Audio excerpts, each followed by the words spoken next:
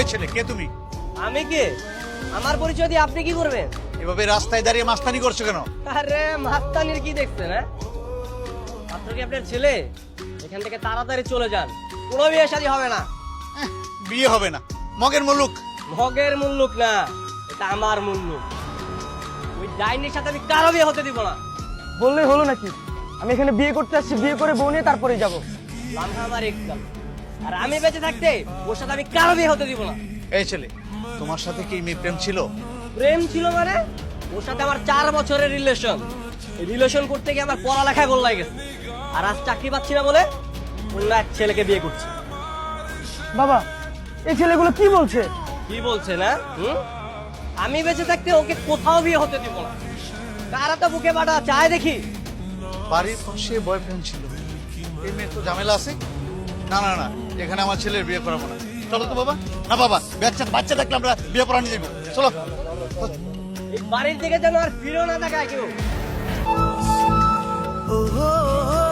ওনাদের মেয়ে যে আমার সাথে প্রতারণা করে আরেকটা ছেলেকে বিয়ে করছে, সেটাকে ঠিক করছে? আমি তো বাধা দিবই। অবশ্যই বাধা দিবি। তুই আমার ছেলে, কোনো অন্যায় মেনে নিবি না। কিন্তু আমি তোমাকে বিয়ে করবো না। আমাকে বিয়ে করবো না বললেই হবে? হ্যাঁ, আমার জীবনটা নষ্ট করে এখন আমার সাথে ছিনিমিনি খেলছো, আরেকটা ছেলেকে বিয়ে করবে? কেন, তুমি কি চাও না আমি একটা ভালো ছেলেকে বিয়ে করি? না, চাই না।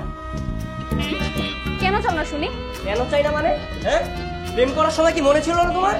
তখন তো কত বড় বড় কথা বলেছিলে, প্রেম করবে, বিয়ে করবে, ফুটফুটে বাচ্চা হবে, তাদের নিয়ে আমরা খেলবো। হ্যাঁ, দেখো, ওইসব অনেক আগের কথা, এসব কিছু তুমি ভুলে যাও। পুরোনো কথা ভুলে যাও মানে?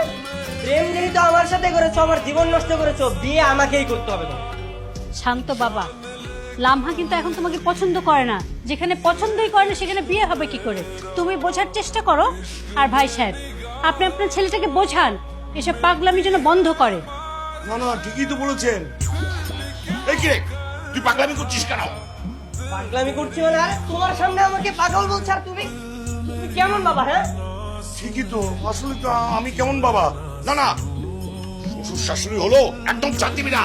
ছেলেটা তো হচ্ছে মাস্তান, আর বাবারও মাথার সমস্যা। খবরদার বলছি, শাশুড়ি মা মাস্তান বলবেন না।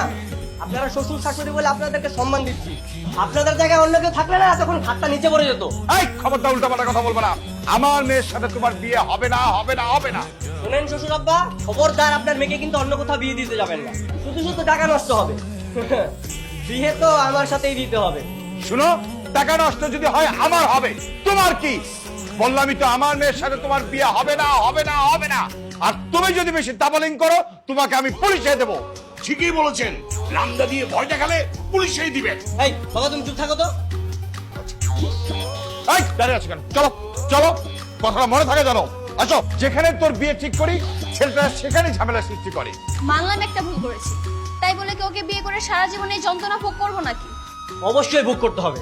একজনের জীবন নষ্ট করে আরেকজনকে বিয়ে, এমন নিয়ম আমি মানি না। ঠিকই তো, তুই আমার ছেলে, তুই এরকম অন্যায় মানতে যাবি কেন? ওকে কিছু বলছে না বলেই ও বারবার এমন করার সাহস পাচ্ছে। এখন একটাই উপায়, থানা পুলিশ করতে হবে।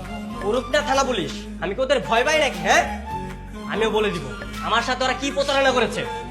তুই শুধু শক্ত থাকিস, পুলিশ কেন, ও মা মারলেও যেন তোকে আমি ভয় পেতে না দেখি। তুই কিন্তু আমার ছেলে, আর আমি মানেই কি একটা ব্র্যান্ড। ভার্সিটির ভালো স্টুডেন্ট ছিল তাই প্রেম করেছি, কে জানতো যে বারবার এভাবে ফেল করবে। এখন তুই কি করবি সেটাই বল। কি করবো তুমি বুঝতে পারছো না? আমি বিয়ে করতে চাই, তুমি আমার বিয়ে ঠিক করো। হ্যাঁ, বিয়ে বিয়ে তো আমি ওকেই করবো, তারপর ওর চাকরির টাকায় বসে বসে খাবো। অবশ্যই বসে বসে খাবি, তুই আমার ছেলে, তোর কেন কাজ করতে হবে?